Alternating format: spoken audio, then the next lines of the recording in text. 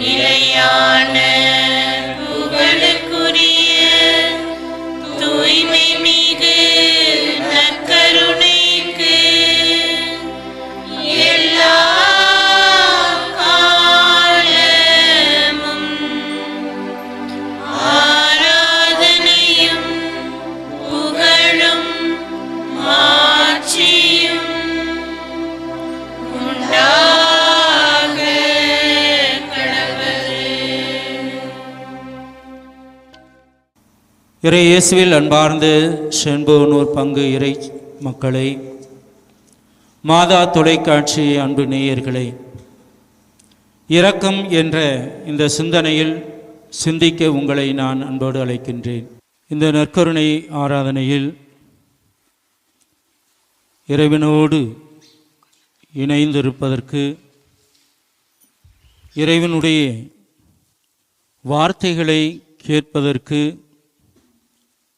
அவருடைய அருள் ஆசரை பெற்றுக்கொள்வதற்கு நாம் இப்பொழுது இந்த நற்கருணை ஆராதனையிலே பங்கு பெற இருக்கிறோம்.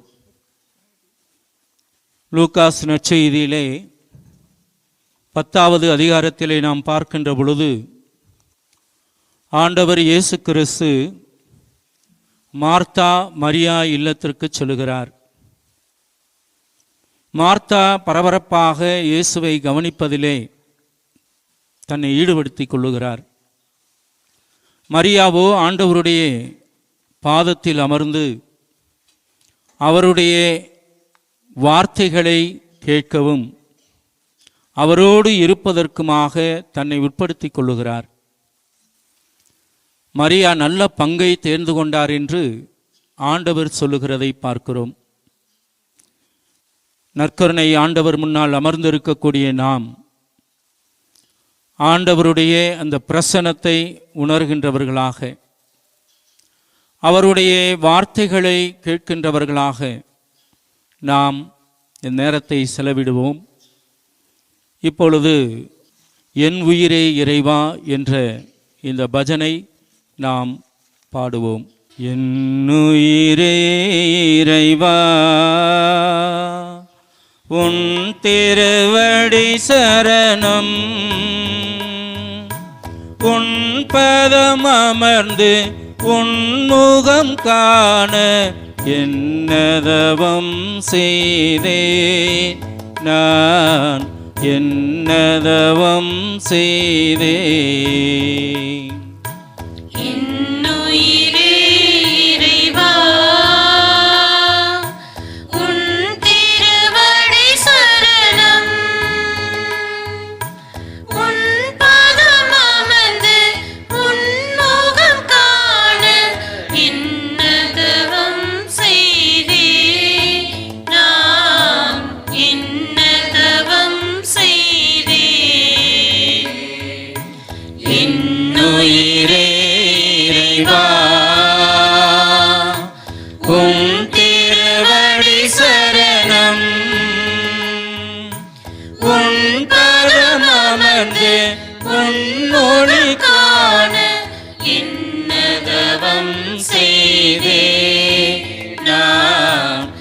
என்னதவம் செய்தே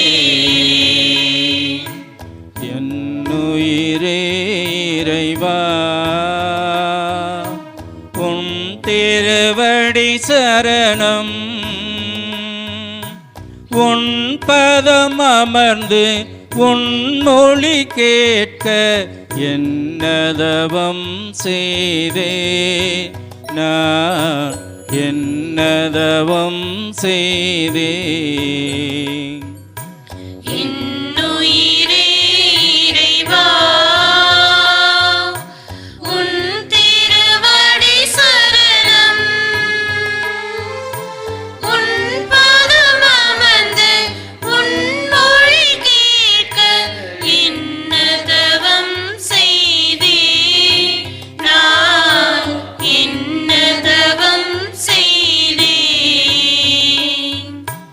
என்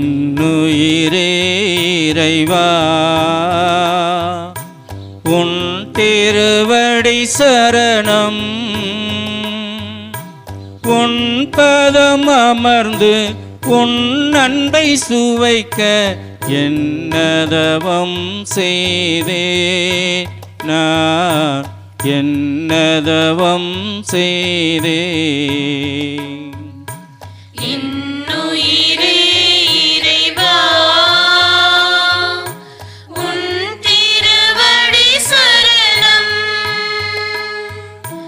உன் பாதம் அமர்ந்து உன் அன்பை சுவைக்க இன்னதவம் செய்தே நான் இன்னதவம் செய்தே. அன்பார்ந்த சகோதர சகோதரிகளே, நம் ஆண்டவர் இயேசு கிறிஸ்துவனுடைய பாதத்தண்டையில் அமர்ந்திருக்கின்றோம்.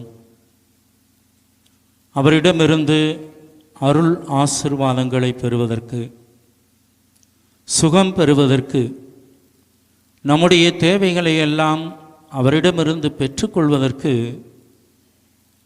நம்முடைய குற்றங்குறைகளை உணர வேண்டும். விவிலியத்திலே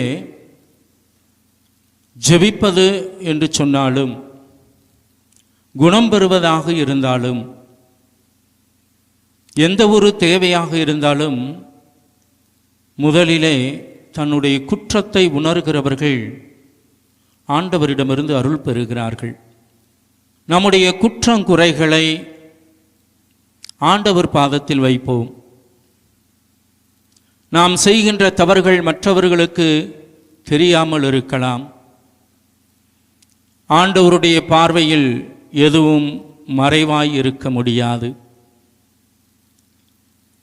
வானகம் சென்றாலும் அங்கு இருப்பவர், பாதாளம் சென்றாலும் அங்கு இருப்பவர், ஒவ்வொருவருடைய உள்ளத்து உணர்வுகளை அறியக்கூடியவர் அவர். அந்த ஆண்டவர் பிரசன்னத்தில் இருக்கக்கூடிய நாம் நம்முடைய குற்றங்களை, குறைகளை எடுத்துரைப்போம், ஆண்டவருடைய பாதத்தில் வைப்போம். இறைவனுக்கு எதிராக, இயற்கைக்கு எதிராக, மனிதர்களுக்கு எதிராக நாம் செய்த குற்றங்குறைகளை நினைத்து பார்த்து ஆண்டவரிடம் மன்னிப்பு வேண்டி மன்றாடுவோம். எப்பொழுது ஆண்டவரிடம் மன்னிப்பை வேண்டினமோ மன்றாடினமோ அப்பொழுதே அவர் நம்முடைய குற்றங்களை மன்னிக்கிறார், நம்முடைய பாவங்களை மன்னிக்கின்றார். ஆண்டவர் சந்தித்த மனிதர்கள் அனைவரிலும் உன் பாவங்கள் மன்னிக்கப்பட்டன என்று சொல்வதை விவிலியத்திலே நாம் வாசிக்கிறோம். நம்முடைய குற்றங்குறைகளை அவர் மன்னித்தார் என்ற ஆழமான நம்பிக்கையோடு, மன்னிப்பு பெற்றவர் மகிழ்ந்து உவகையோடு ஆண்டவரை பாடுகின்ற அந்த மனநிலையில் நாம் அனைவரும் இணைந்து பாடகர் குழுவினரோடு அதிசயங்கள் செய்கிறவர் என்ற அந்த பாடலை நாம் பாடுவோம்.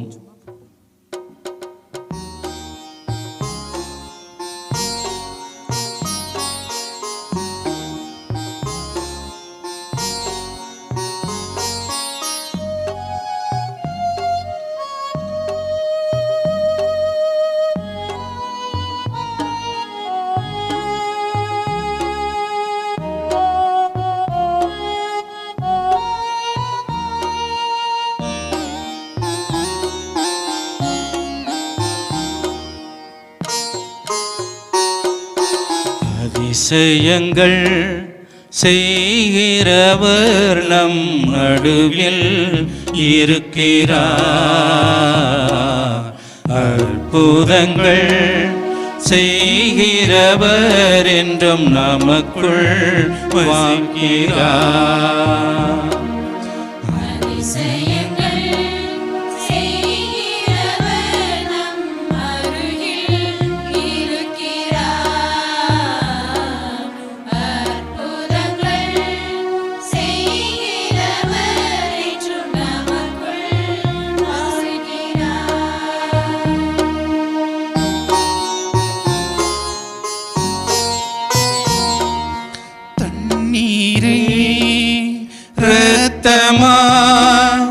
மாற்றினார் அதிசயம்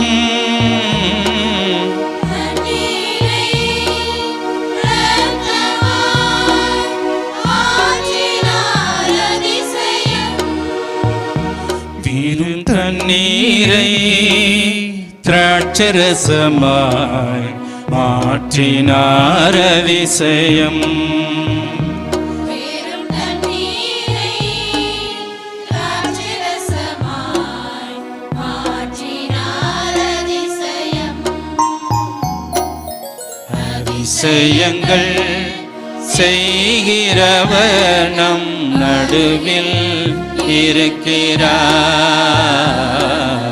அற்புதங்கள் செய்கிறவர் என்றும் நமக்குள் வாழ்கிறார்.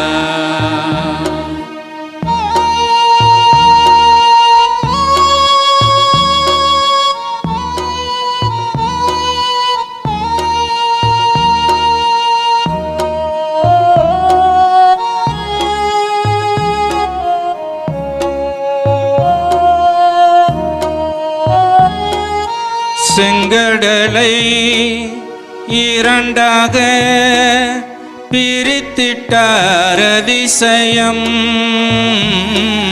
செங்கடலை இரண்டாக பிரித்திட்டார் அதிசயம். புயல் காற்றை தன் ஆணையாலே அடக்கினார் அதிசயம். புயல் காற்றை தன் ஆணையாலே அடக்கினார் அதிசயம். அதிசயங்கள் செய்கிறவர் நம் நடுவில் இருக்கிறார்.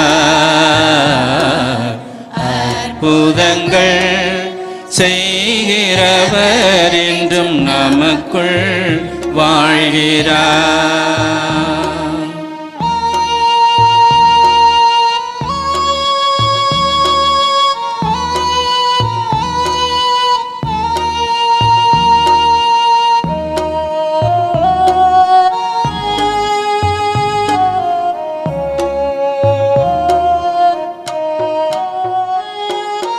குருடருக்கும் செவிடருக்கும் சுகம் தந்தார் அதிசயம். குருடருக்கும் செவிடருக்கும் சுகம் தந்தார் அதிசயம். ஒரு சொல்லாலே மரித்தோரை எழுப்பினார் அதிசயம். ஒரு சொல்லாலே மரித்தோரை எழுப்பினார் அதிசயம். அதிசயங்கள் செய்கிறவர் நம் நடுவில் இருக்கிறார். அற்புதங்கள் செய்கிறவர் என்றும் நமக்குள் வாழ்கிறார். அதிசயங்கள் செய்கிறவர் என்றும் நடுவில் இருக்கிறார். அற்புதங்கள் செய்கிறவர் என்றும் நமக்குள் வாழ்கிறார். அதிசயங்களையும் அற்புதங்களையும் செய்கின்றவர் நம்மோடு நற்கருணையிலே வீற்றிருக்கிறார். இன்றைய நாளிலே இந்த நற்கருணை ஆராதனையிலே கடவுளுடைய இரக்கத்தை பற்றி நாம் சிந்திக்க இருக்கிறோம். கடவுளுடைய இரக்கம் என்று சொல்லுகின்ற பொழுது கடவுளுடைய பரிவிரக்கம். நான் பேரன்பும் இரக்கமும் கொண்டவன் என்று ஆண்டவர் கூறுகிறார். அந்த இரக்கத்தை பற்றி சிந்திப்பதற்காக இப்பொழுது நாம் இறை வார்த்தைக்கு செவிமடுப்போம். திருத்தூதர் பவுல் எபிரேயருக்கு எழுதிய திருமுகத்திலிருந்து வாசகம். அதிகாரம் 4, இறை திருவசனங்கள் 14 முதல் 16 வரை.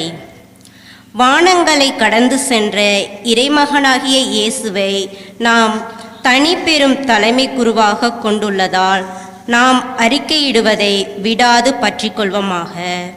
ஏனெனில் நம் தலைமை குரு நம்முடைய வலிவின்மையை கண்டு இரக்கம் காட்ட இயலாதவர் அல்ல, மாறாக எல்லா வகையிலும் நம்மை போல சோதிக்கப்பட்டவர், எனினும் பாவம் செய்யாதவர். எனவே நாம் இரக்கத்தை பெறவும் ஏற்ற வேளையில் உதவக்கூடிய அருளை கண்டடையவும் அருள் நிறைந்த இறை அரியணையை துணிவுடன் அணுகி செல்வோமாக. ஆண்டவரின் அருள்வாக்கு. இறைவனுக்கு நன்றி. அன்புக்குரியவர்களே, இறைவனுடைய இரக்கத்தை பற்றி சிந்திக்கின்ற இந்த வேளையிலே 3 நிலைகளை நாம் சரியாக உணர்ந்து கொள்ள வேண்டும். ஆண்டவர் போதிக்கின்ற பொழுது ஏராளமான மக்கள் அவருடைய போதனையை கேட்டு இருக்கிறார்கள். அவர்களை அனுப்பி வைக்க போது வழியில் அவர்கள் சோர்ந்து விடுவார்கள் என்பதை உணர்ந்த அவர் அவர்களுக்கு உணவு கொடுக்க சொல்லுகிறார். ஒவ்வொரு மனிதனுடைய உணர்வையும் ஒவ்வொரு மனிதனுடைய தேவையும் அறிந்து தன்னுடைய இரக்கத்தை வெளிப்படுத்துகிறவராக ஆண்டவர் இயேசு இருக்கிறார். எனவே இறைவனுடைய இரக்கத்தை பற்றி சிந்திக்கின்ற பொழுது இறைவன் நம்மீது இரக்கம் காட்டுகிறவராக இருக்கிறார். ஆனால் அதே வேளையில் அந்த இறைவன் நம்மிடமிருந்து எதிர்பார்ப்பது என்ன என்று பார்க்கின்ற பொழுது 2வது பகுதியாக இரக்கச் செயல்களை நாம் செய்ய வேண்டும். மன்னிக்க மறுத்த பணியாளரை பற்றி சொல்லுகின்ற பொழுது, நான் உனக்கு இரக்கம் காட்டியது போல நீயும் உன் உடன் பணியாளருக்கு இரக்கம் காட்டியிருக்க வேண்டும் அல்லவா என்று சொல்வதை நாம் விவிலியத்திலே வாசிக்கிறோம். நல்ல சமாரியன் ஓமையை பற்றி வாசிக்கின்ற பொழுது, உன் அயலான் யார் என்று கேட்டவர்களுக்கு ஆண்டவர் அந்த ஊமையை சொல்கின்ற பொழுது இறுதி பகுதியிலே 37வது வசனத்திலே அடிபட்டு கிடந்தவனுக்கு மருந்திட்டு அவனுக்கு சுகம் கொடுக்கக்கூடிய வகையிலே அவனை தன்னுடைய கழுதையில் ஏற்றிச் சென்று சாவடியில் விட்டுவிட்டு மீண்டும் தேவையானால் பணம் தருகிறேன் என்று சொல்லிவிட்டு செல்லுகிறார்.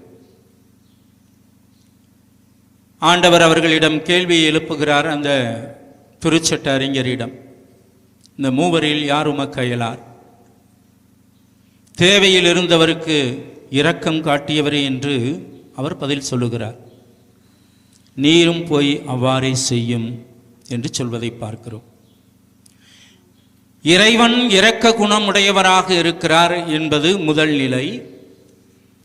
2வதாக நாம் சிந்திக்க வேண்டியது இறைவனுடைய அந்த இயல்பை நாம் வெளிப்படுத்த வேண்டும் என்ற செய்தியை கொடுப்பதை பார்க்கிறோம். அதைத்தான் மத்தேயு நற்செய்தி 25வது அதிகாரத்திலே நற்செயல்கள் செய்ய வேண்டும் என்ற காரியத்தை வெளிப்படுத்துகிறார். நல்ல செயல்களை செய்ய வேண்டும். என்ன நல்ல செயல் என்று நாம் அருமையாக பார்க்கிறோம். பசியாயிருந்தேன், உண்ண கொடுத்தீர்கள், தாகமாயிருந்தேன் என்று இதை ஏழைகளுக்கு செய்ய சொல்லுகிறார்.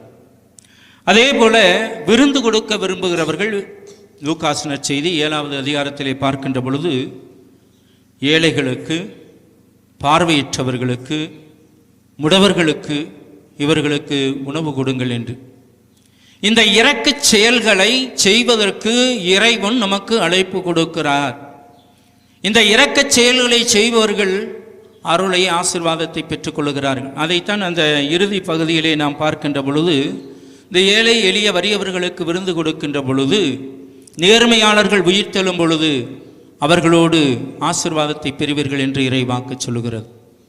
இறைவனுடைய அருளை பெறுவதற்கு இந்த இரக்கச் செயல்களை செய்ய வேண்டும் என்று. இந்த இரக்கச் செயலை செய்யாதவர்களுக்கு உடைய நிலை என்ன? அதற்கும் விவிலியத்திலே நமக்கு குறிப்பு இருக்கிறது. பணக்காரன் லாசர் இருவரும் இறக்கிறார்கள். இருவரும் இறந்த பொழுது லாசர் ஆபிரகாம் மடிக்கு எடுத்துச் செல்லப்படுகிறார். பணக்காரன் பாதாளத்திற்கு செல்லுகிறான்.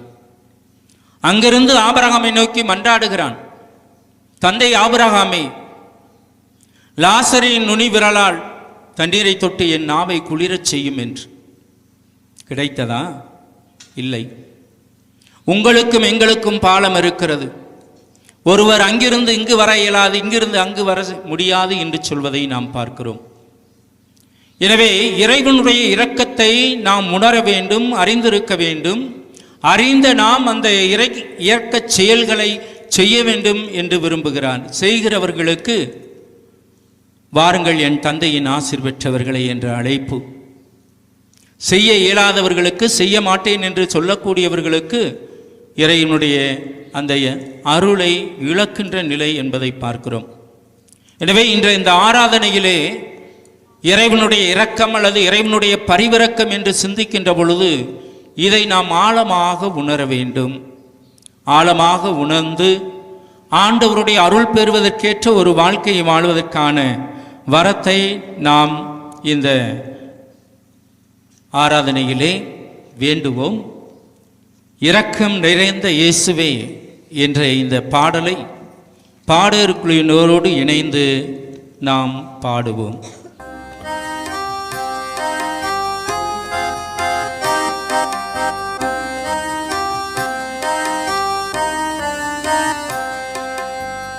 இரக்கம் நிறைந்த தெய்வமே, இதயம் திறந்து அழைக்கின்றேன். இரக்கம் நிறைந்த தெய்வமே, இதயம் திறந்து அழைக்கின்றேன். உன்னை பாட வருகின்றேன், உன்னை அன்பு செய்கின்றேன். இரக்கம் நிறைந்த தெய்வமே, இதயம் திறந்து அழைக்கின்றேன்.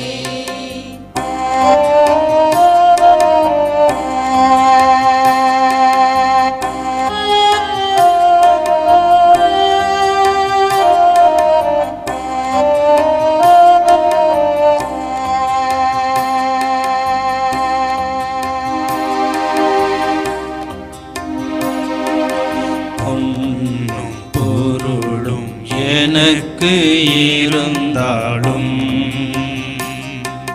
பெயரும் புகழும் என்னை சூழ்ந்தாலும்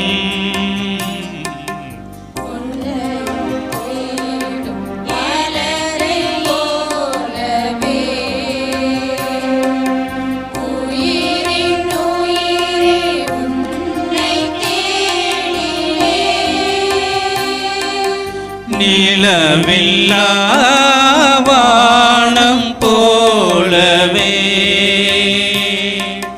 நீயில்லா வாழ்வும் வாழ்வில்லை.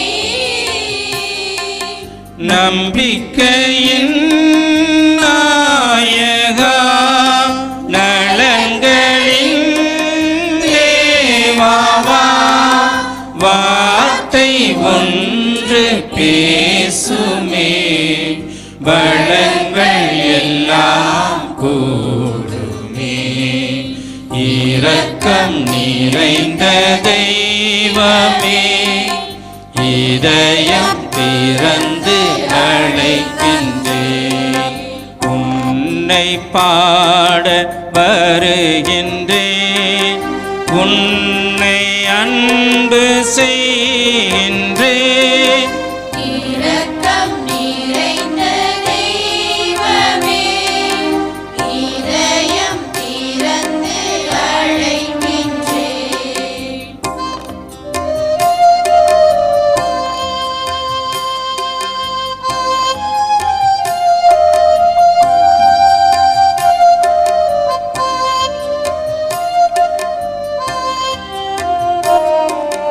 தேடும் உலக செல்வம் நிறைந்தாலும், பதவி பட்டங்கள் உயர்வை தந்தாலும், அலைகள் ஓயா கடலை போலவே, அன்பே உனது அருளை வேண்டினேன். தாயில்லா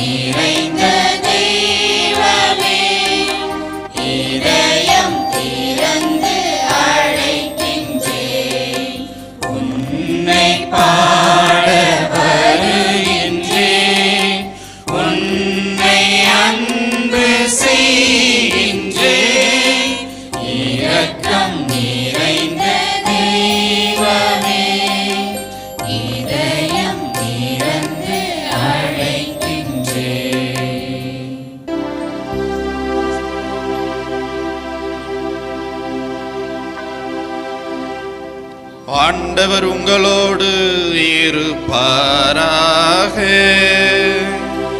உம் ஆன்மாவோடும் இருப்பாராக. லூக்கா எழுதிய தூய நற்செய்தியிலிருந்து வாசகம். ஆண்டவரே, மாட்சி உமக்கே.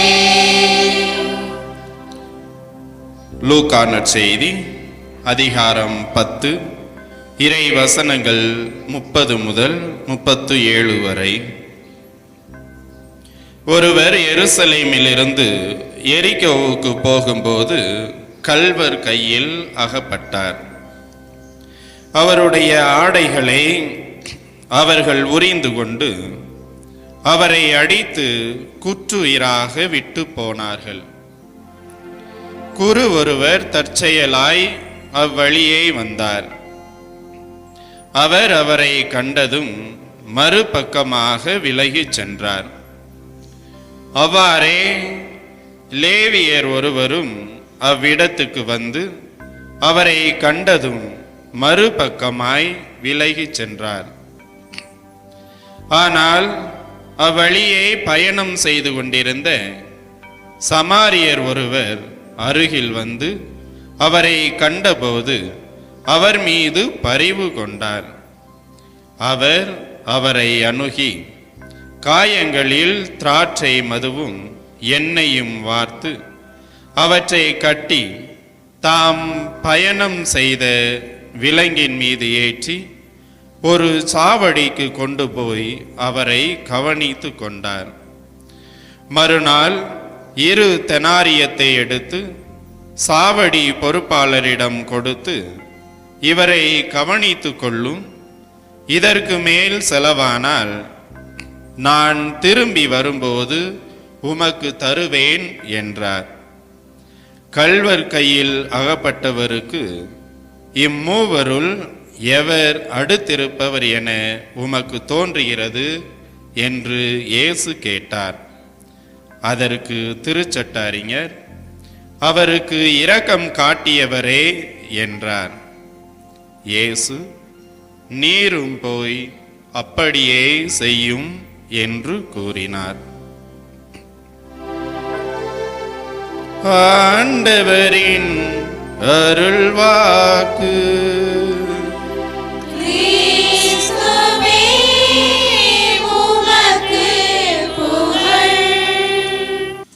இரக்கத்தான் பிறந்தோம், அதுவரை இரக்கத்தோடு இருப்போம். இயேசுவில் பிரியமான செண்பகனூர் புனித சவேரியார் பங்கு இறைமக்களே, மாதா தொலைக்காட்சியின் வழியாக இந்த நற்கருணை ஆராதனையிலே பங்கெடுத்து நற்கருணை ஆண்டவரின் ஆசிரையும் இரக்கத்தையும் பெற்று கொண்டிருக்கின்ற அன்பு மக்களே, உங்கள் அனைவருக்கும் இறைமகன் இயேசு கிறிஸ்துவின் பெயரால் வாழ்த்துக்களையும் வணக்கங்களையும் தெரிவித்துக் கொள்கின்றேன். இன்றைய நற்கருணை ஆராதனையின் மைய சிந்தனையாக நாம் இறைவனின் இரக்கத்தை பற்றி சிந்தித்துக் கொண்டிருக்கின்றோம். இரக்கம் என்று எண்ணுகின்ற பொழுது அது எதை நமக்கு குறிக்கிறது என்பதை நாம் முதலிலே எண்ணி பார்க்க வேண்டும். இரக்கம் என்பது ஒரு சமூக உணர்வாகும். பொதுவாக இரக்கம் என்பது மற்றவர்களின் மற்றும் தங்களின் உடல் மன உணர்ச்சிகளை வலிகளை போக்க மக்களை தூண்டுவதாக இருக்கிறது. இரக்கம் என்பது மற்றவர்களின் துன்பத்தின் உணர்ச்சி அம்சங்களின் உணர்திறனாக இருக்கின்றது. இரக்கம் என்பது துன்பத்தை தணிக்கவும் அதை தடுக்கவும் உதவும் வகையில் நம்மை தூண்டுவதாக இருக்கின்றது. இந்த வகையிலே நாம் இரக்கத்தை பற்றி சிந்தித்தோம் என்றால் நம்முடைய திருத்தந்தை அவர்கள் தான் இறை இரக்கத்தின் ஆண்டில் எழுதிய அந்த திருமடலுக்கு இரக்கத்தின் முகம் என்று பெயர் சூட்டுகின்றார். நம் அனைவரையும் படைத்து பாதுகாத்து பராமரித்து வருகின்ற இறைவனை நாம் நேரில் கண்டதில்லை. ஆனால் அவருடைய பிரதிபலிப்பாக இந்த மண்ணுலகிற்கு மனித உருவெடுத்து வந்த இறைமகன் இயேசு கிறிஸ்து இறைவனை பிரதிபலிக்கக்கூடியவராக மனிதர்களின் துன்பங்களில் துயரங்களில் தாமும் பங்கெடுத்து இரக்கத்தை நம்மீது பொழிந்து நம் அனைவரையும் நம் பாவங்களில் இருந்து மீட்டார் என்பதை நாம் அனைவரும் அறிவோம். அந்த வகையிலே இரக்கத்தை பற்றி நாம் சிந்திக்கின்ற இந்த வேளையிலே ஒரு அருட்பணியாளர் இரக்கத்தை இவ்வாறாக பிரிக்கின்றார். முதலாவதாக, இறை இரக்கம் மாற்றும் தன்மை கொண்டதாக இருக்கின்றது. இறை இரக்கத்தை சுவைத்திருக்கின்ற அனைவருமே அந்த அனுபவத்தின் பலனால் தங்கள் வாழ்வில் பெரும் மாற்றத்தை கொண்டவர்களாக இருக்கின்றார்கள் என்பதை நாம் விவிலியத்திலே பல இடங்களிலே வாசிக்க கேட்கின்றோம். பொதுவாகவே விவிலியத்தை நாம் ஒற்றை வார்த்தையில் சொல்ல வேண்டும் என்றால் அது இறைவன் மனுக்குலத்திற்கு எழுதிய ஒரு அழகிய காதல் கவிதை என்றே நாம் சொல்லலாம். அன்பின் வெளிப்பாடாக இருக்கின்ற இந்த இரக்கமே விவிலியத்தில் முழுவதுமாக பரவி கிடக்கின்றது. தொடக்கம் முதல் இறுதி வரை அன்பு எந்த அளவிற்கு விவிலியத்திலே பரவி இருக்கின்றதோ அந்த அளவிற்கு இரக்கமும் பரவி இருக்கின்றது. விவிலியத்தின் தொடக்கம் முதல் இறுதி வரை மேற்கோள் காட்டப்படுகின்ற ஒவ்வொருவரின் வாழ்க்கையிலும் மாற்றத்தை ஏற்படுத்துவதை நாம் பார்க்கின்றோம். உதாரணமாக, மோசே ஆண்டவரை பார்த்தவுடனே, ஆண்டவரே உமது இரக்கத்தின் பார்வை என் மீது விழும்படி செய்யும், ஏனெனில் மக்கள் வணங்கா கழுத்துடையவர்களாக இருக்கின்றார்கள். உமது இரக்கம் இவர்களுக்கு வாய்க்காலாக இருக்கட்டும் என்று மோசே இறைவனிடத்திலே இறைவனுடைய இரக்கத்தை வேண்டுகின்றார். 12 திருத்தூதர்கள் நமக்கு கொடுக்கப்படுகின்ற இன்னொரு உதாரணமாக இருக்கின்றது. இறைமகன் இயேசு கிறிஸ்து சிலுவையிலே அறையுண்டு இறந்து விட்டார் என்ற செய்தியை கேட்டவுடன் இயேசுவின் சீடர்கள் தங்களை காத்து கொள்வதற்காக ஒவ்வொரு திசையிலும் சிதறி செல்கின்றார்கள். இறைமகன் இயேசு கிறிஸ்துவை ஒருவர் மறுதலிக்கிறார், ஒருவர் காட்டி கொடுக்கின்றார். இறைவனை விட்டு பிரிந்து சென்றாலும் அவர்கள் மீது இரக்கம் கொண்டு அவர்களுக்கு வழங்கிய அந்த திருத்தூதர் என்ற பெயரை அவர் மீண்டும் எடுத்து விடாமல் அந்த பெயரையே அவர்களுக்கு கொடுத்து அவர்களை தன்னுடைய இரக்கத்தின் காரணமாக தான் அவர்கள் மீது செலுத்திய அந்த இரக்கத்தின் பயனாக அவர்களை மீண்டும் ஒன்றிணைத்து தன்னுடைய திருச்சபையை அவர்கள் வழியாக கட்டி எழுப்புகின்றார். இயேசுவில் பிரியமானவர்களே, விவிலியத்திலே நாம் பார்க்கின்ற அடிக்கடி கேள்வியுறுகின்ற மனிதர் சக்கேயு, இவர் தன்னுடைய வாழ்க்கையிலே இறைமகன் இயேசு கிறிஸ்துவை அவருடைய வழியை விட்டுவிட்டு இறைமகன் இயேசு கிறிஸ்துவுக்கு ஒப்பாகாத வாழ்க்கையை வாழ்ந்து பாவ பழியை தன்மீது சுமந்து வாழ்ந்து கொண்டிருக்கின்றார்.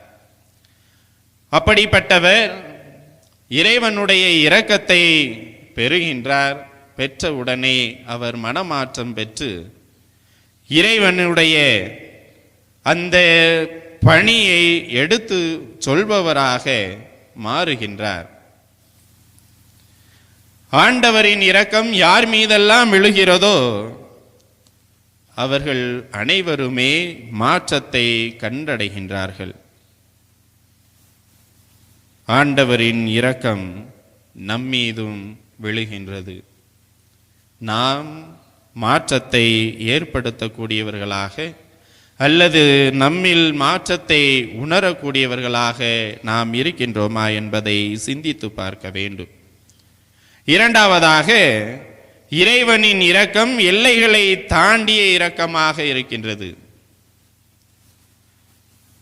திருத்தந்தை பிரான்சிஸ் அவர்கள் இரக்கத்தை பற்றிய தியான சிந்தனைக்கு அழைப்பு விடுக்கின்ற பொழுதெல்லாம் அவர் பலமுறை சொன்ன ஒரே வார்த்தை, நாம் விளிம்புகளை தேடி பயணிக்க வேண்டும் என்பதாகும். விளிம்புகள் என்று நாம் எண்ணுகின்ற பொழுது இனம் கடந்து, நாடு கடந்து, கலாச்சாரம் கடந்து, சாதியம் கடந்து, வர்க்கம் கடந்து தன்னையே நாம் ஈடுபடுத்தி கொள்ள வேண்டும். இந்த இரக்கத்தை பிரதிபலிக்க வேண்டுமென்றால் நாம் நம்முடைய மதில்களை உடைக்க வேண்டும். பொதுவாகவே மனிதர்களாகிய நாம் மனதிலே நான் இந்த குலத்தை சார்ந்தவன், அவன் அந்த குலத்தை சார்ந்தவன், என்னிடம் இவ்வளவு பணம் இருக்கின்றது, அவனிடத்திலே ஒன்றுமில்லை என்று நமக்குள்ளாகவே நாம் மதில்களை கட்டி வைத்து கொண்டிருக்கின்றோம். அந்த மதில்கள் அனைத்தையுமே நாம் உடைத்து எறிந்துவிட்டு வெளியே வர வேண்டும். அப்போதுதான் நம்மிடத்திலே இரக்கம் குடிகொள்ளும் என்பதை நாம் உணர வேண்டும். நம்மையும் பிறரையும் இணைக்கின்ற இரக்கமாக நாம் கொள்கின்ற இரக்கமானது இருக்க வேண்டும்.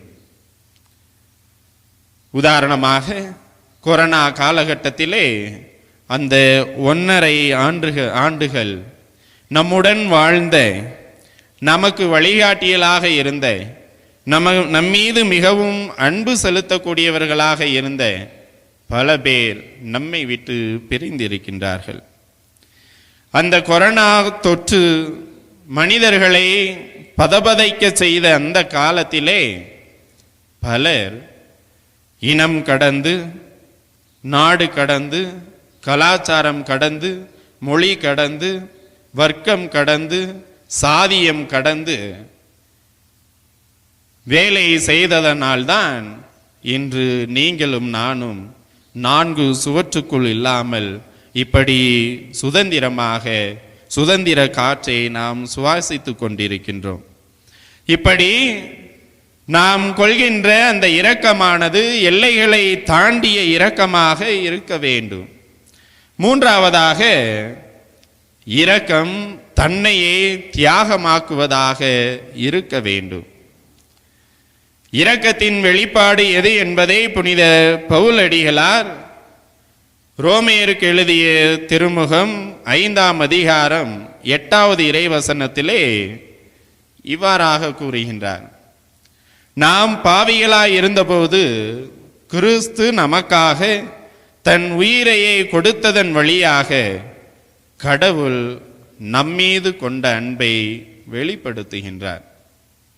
இறைமகன் இயேசு கிறிஸ்து நம்மீது கொண்ட அந்த இரக்கத்தின் காரணமாக இன்று நீங்களும் நானும் பாவ கரைகளற்ற மனிதர்களாக, பாவமற்ற மனிதர்களாக இந்த மண்ணுலகிலே நாம் வாழ்ந்து கொண்டிருக்கின்றோம்.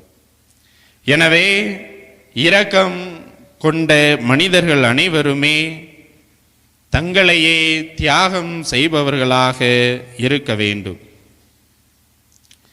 ஒரு அழகான திருக்குறள் இவ்வாறாக கூறுகின்றது.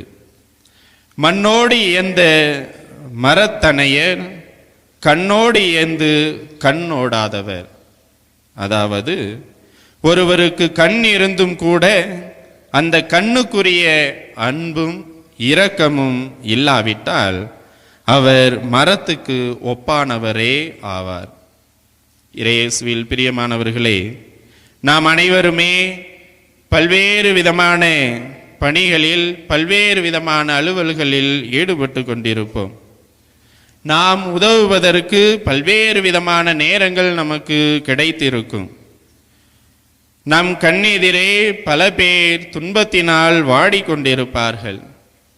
அவர்கள் அனைவருக்குமே நாம் இரக்கம் காட்டக்கூடியவர்களாக இருக்கின்றோமா என்பதை எண்ணி பார்க்க வேண்டும். அவ்வாறு துன்பப்படுகின்றவர்கள் மீது நாம் இரக்கம் காட்டவில்லை என்றால் நாம் அனைவருமே மரத்துக்கு ஒப்பானவர்களாக மாறிவிடுவோம். எனவே இந்த நற்கருணை ஆராதனையிலே பங்கெடுத்து கொண்டிருக்கின்ற நாம் அனைவருமே நற்கருணை நாதரிடத்திலே நாம் மன்றாடுவோம். அவரை போல பிறர் மீது இரக்கம் கொண்ட மக்களாக நாம் வாழ வரம் வேண்டி தொடர்ந்து இந்த ஆராதனையிலே பங்கெடுப்போம். இறைவன் நம்மை நிறைவாக ஆசீர்வதிப்பாராக. ஆமீன். பாடகர் குழுவினரோடு இணைந்து இசை ஒன்று இசைக்கிறேன் என்ற இந்த பாடலை பாடி இறைவனை புகழ்வோம்.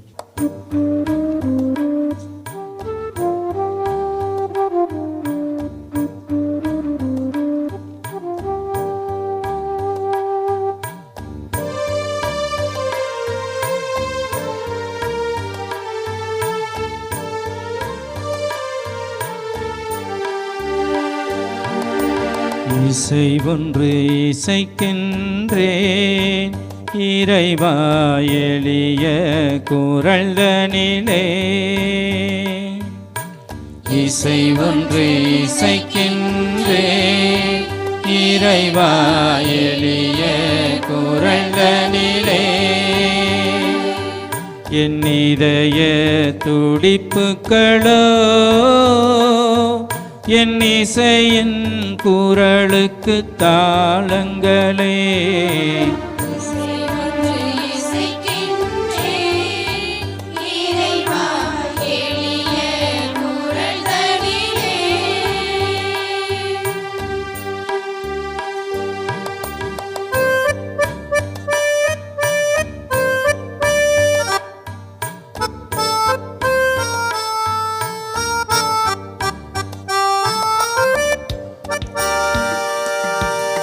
காலத்தின் குரல் தனில் தேவாவும் காலடி ஓசை கேட்கின்றது.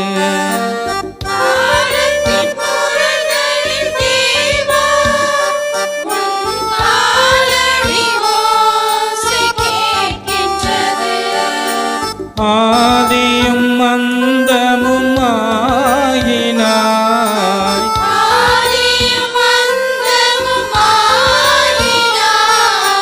மழலையின் சிரிப்பில் முன்னெழில் வதனம் மலர்ந்திடும் மண்ணிலே.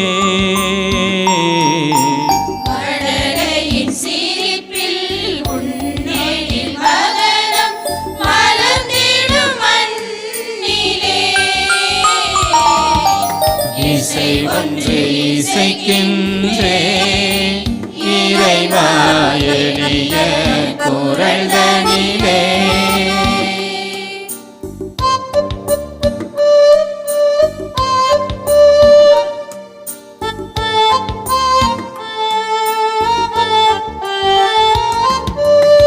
ஏழையின் வியர்வையில் இறைவா உம் சிலுவையின் தியாகம் தொடர்கின்றது.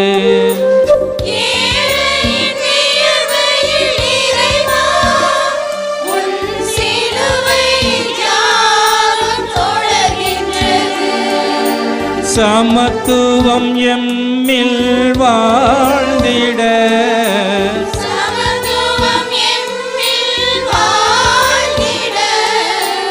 உழைக்கும் கரங்கள் ஒன்றென இணைவது பிடியலின் ஆரம்பம். உழைக்கும் கரங்கள் ஒன்றென இணைவது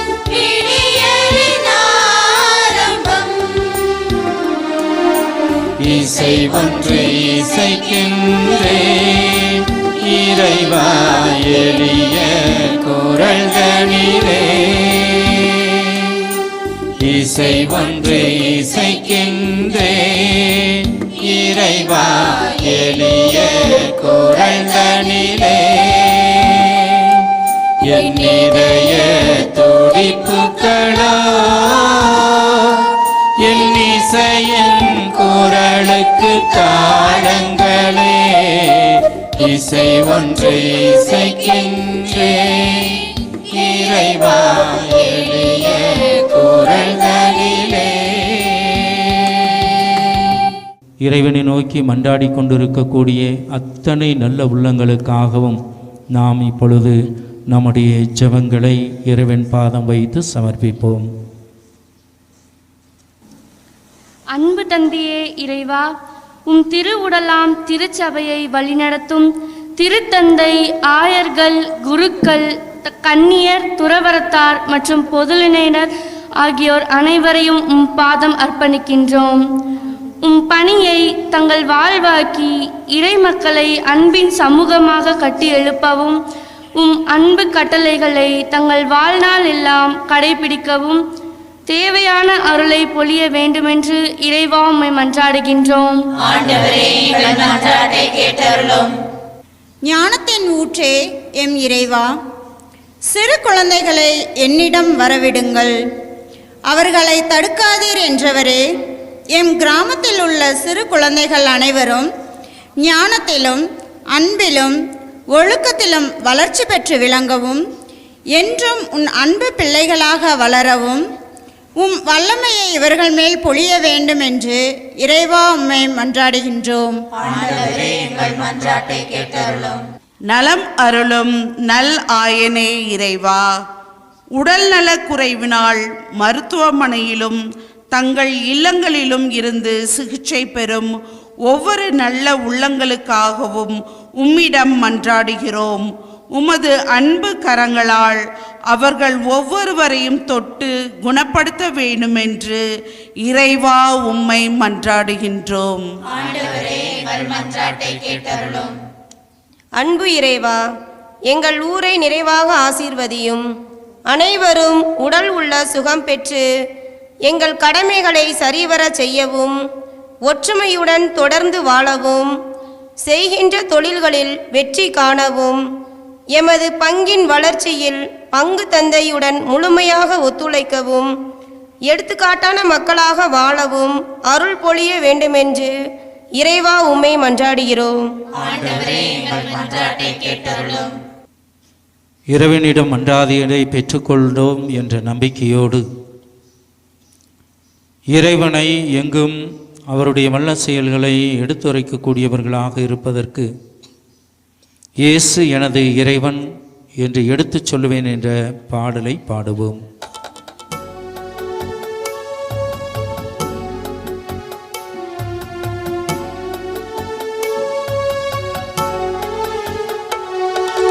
இயேசு எனது இறைவன் என்று எடுத்துச் சொல்லுவேன். ஆசை தீர இயேசு நாமும் பாடி புகழுவேன். இயேசு எனது இறைவன் என்று எடுத்துச் சொல்லுவேன். ஆசை தீர இயேசு நாமம் பாடி புகழுவேன்.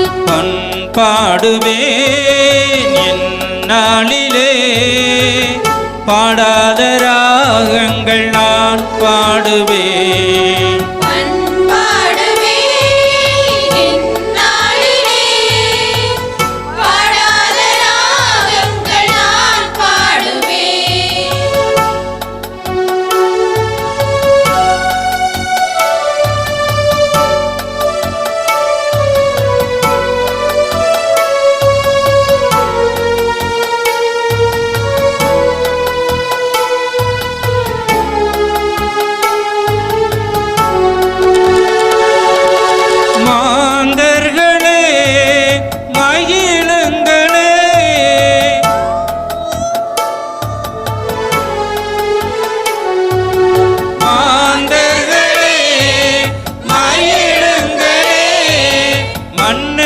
இயேசு நம்மை என்றும் கண்ணின் மணி போல் காக்கும் போது என்ன வேண்டும் இன்னும் வேண்டிட. மன்னன் இயேசு நம்மை என்றும் கண்ணின் மணி போல் காக்கும் போது என்ன வேண்டும் இன்னும் வேண்டிட.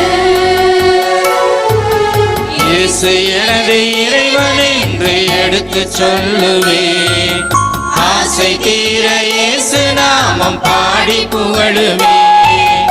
இயேசு எனது இறைவன் என்று எடுத்துச் சொல்லுவேன். ஆசை தீர இயேசு நாமம் பாடி புகழுவேன்.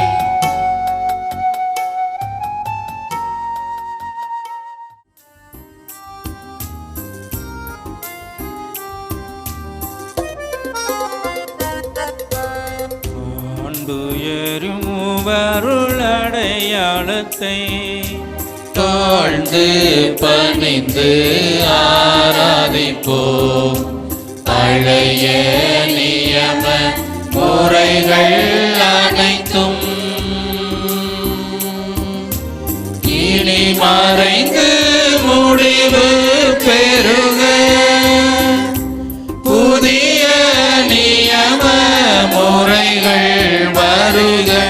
புலன்களாலே மனித இதனை அறிய இயலா குறையை நீக்க நம்பிக்கையில் உதவி பெறுக.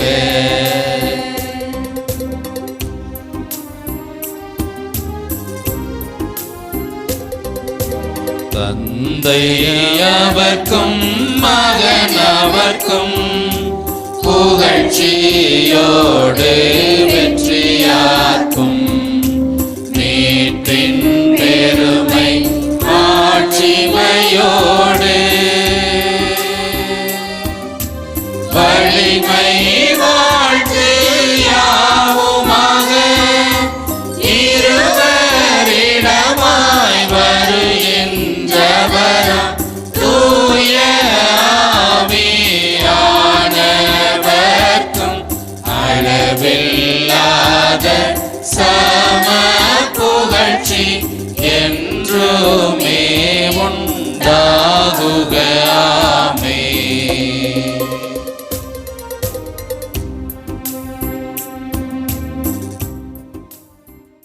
மன்றாடுவோமாக. இறைவா, இந்த வியப்புக்குரிய அருள் அடையாளத்திலே உம்முடைய பாடுகளின் நினைவை எங்களுக்கு விட்டு சென்றி உம் திருவுடல் திரு ரத்தம் ஆகியவற்றின் தூய மறைபொருளை வணங்கும் நாங்கள் உமது மீட்பின் பயனை இடைவிடாமல் தூய்த்துணர்ந்து மகிழ அருள்வீராக. தந்தையாகிய இறைவனோடு தூய ஆவியாரின் ஒன்றிப்பில் இறைவனாய் என்றென்றும் வாழ்ந்து ஆட்சி செய்கின்ற உம்மை மன்றாடுகின்றோம்.